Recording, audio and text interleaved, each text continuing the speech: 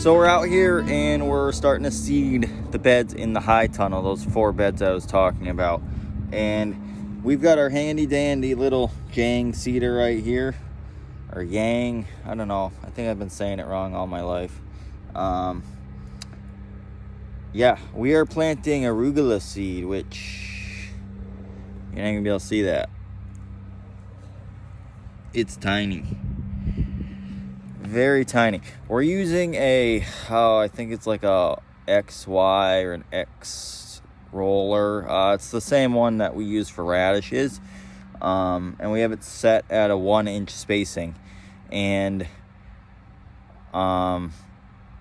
it's not putting 1 seed out per inch. We're putting probably like 10 seeds down per inch, maybe a little less than that. But this works really well because each little hole, I'll show you right here. The holes are about that size, if you can see with this light. And each little hole on the roller probably holds like maybe 4 to 5 seeds. And when it goes around, what it does is when it drops the seed, it actually like disperses it in that furrow. So you get a nice uniform flowing bed of seed instead of 1 every single inch.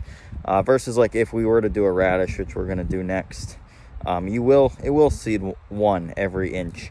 And you'll probably have a skip here and there. But these are really high density plantings, and the seed's very small, and it just works. I mean, you don't want to overcrowd these seeds, but you also don't want to underutilize your space. And this is what works for me with what I have and the beds I do and how I seed it. I've been very happy with that over the long run. So we've got 1 bed seeded right here. I just did. We're going to do another one here, kind of give you a good roll around of how I seed.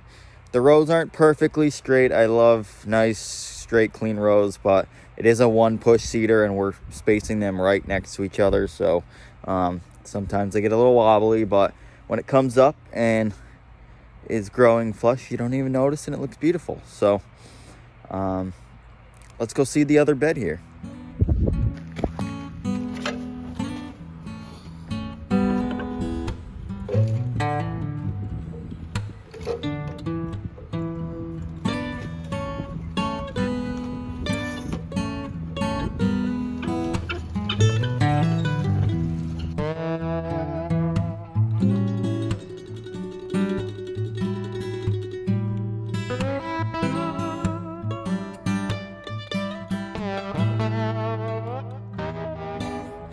As you can see, we're planting the rows really, really close, and I'm just running that gauge wheel as close to the second row as possible. These beds are 36 inches. Yep, 36 inches wide.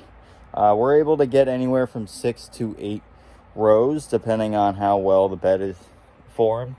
And I don't skimp. I go right to the outside edge, and I just fill that in really well. See these little ridges here? This is what I'm talking about when you don't have enough firmness in the bed. I could have probably gone over with the roller 1 more time with this, but I think it'll be fine. It'll come up. I'm not worried about it. I just don't like that excess soil kind of ridged up, because what happens when you go to start harvesting and stuff, you can have the potential to get that dirt into your leaves when you're cutting, just because it's a little higher. But once we water this and stuff, it'll probably bank down and firm up a little bit more as they grow. So that's that. We're going to go on to radishes next. We're doing some trialing today as well. I'm trying to figure out how much seed we're actually putting into each bed. I've never really done the full math on this, because you don't go through a lot of arugula seed when you're seeding, but when I transition into my bigger tunnels, I want to have an idea of how much seed we're actually using. So I actually just did these 2 beds. I have to weigh the other hopper, but the first bed used about 50 grams of arugula seed, and these are 70. It's about a 70-foot bed, give or take. And then the second bed used about 50 grams of arugula seed, and these are 70, it's about a 70-foot bed, give or take. And then the second bed used about 50 grams of arugula seed, and these are 70, it's about a 70-foot bed, give or take. And then the second bed used about 50 grams of arugula seed, and these are 70, they're about, it's about a 70-foot bed, give or take. And so we'll see what this one rings out. I assume it'll be pretty dang close, but like a pound of arugula seed to go a very long way. Hey guys, so we got all our seed lined out for our greens trials that we're gonna do. Need a snack. Yeah, there's like 16 varieties here. I didn't realize I picked that many, but it makes me even more excited.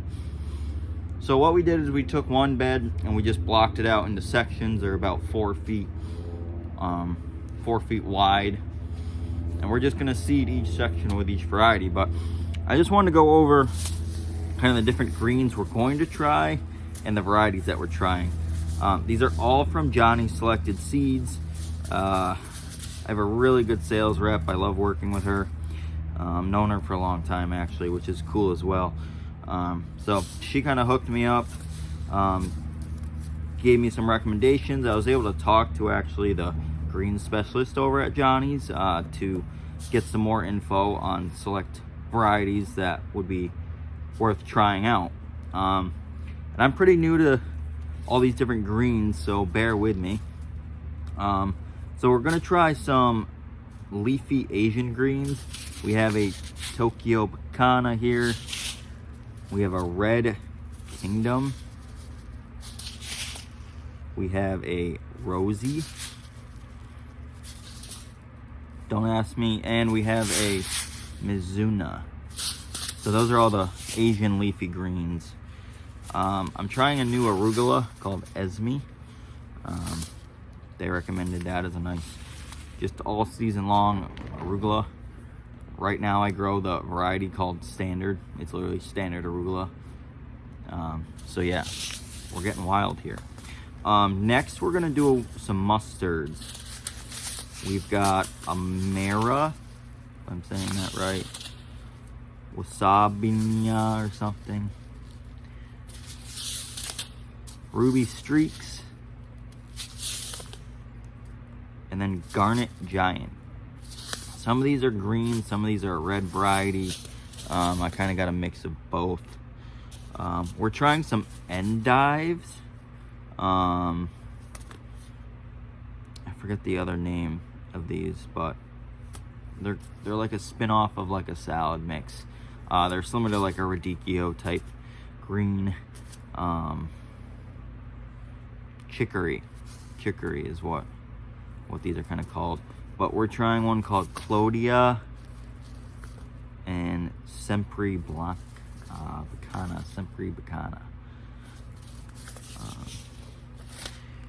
Then we're trying some Swiss Chards. This is Charbel, which I've grown in the past, but they really say this is great for baby leaf. It gives you a nice uniform small leaf without a big thick stem. And then we're trying Bright Yellow. This is very expensive seed compared to the Charbel and other varieties in general. And wow, the germination's terrible too. It's only 72%. So yeah, so we're gonna give this a shot. But my thought was, if I do these in the future, I'm probably gonna do like three quarters of the red and then probably just a quarter of this yellow, just to get a little bit of a mix. But this is very expensive, like double what this is price wise. So just things to consider. I mean, if you have nice markets and you can do that, we're kind of strictly just focusing on a wholesale level here and a little bit of retail. So you know, price of the seed definitely comes into account. Lastly, we're trying some kales. We got a Toscano. Sorry, I'm terrible at trying to read things. A KX1. This is like a red kale. And then we have Red Russian. So yeah, I've never grown any of, I've grown the Red Russian and I've grown the Tokyo Bacana, wherever that was,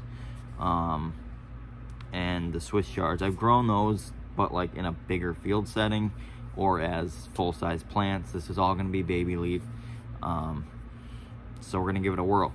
we are going to play around with our different rollers to see what, I don't even know what a lot of the seed looks like, so we're gonna play around with the rollers, see which does best, which will give me the most uniform coverage for what I'm looking to do with each variety. Again, we're gonna be planting these really densely, so I'm looking anywhere from 4 to 6 seeds per inch, you know, kind of broadcasted within that row. So we're gonna play with that now. That way I'm not fighting next fall to try to figure this out. We'll spend some time while we have it now to do that and make it happen. So with that said, we're gonna get to seeding.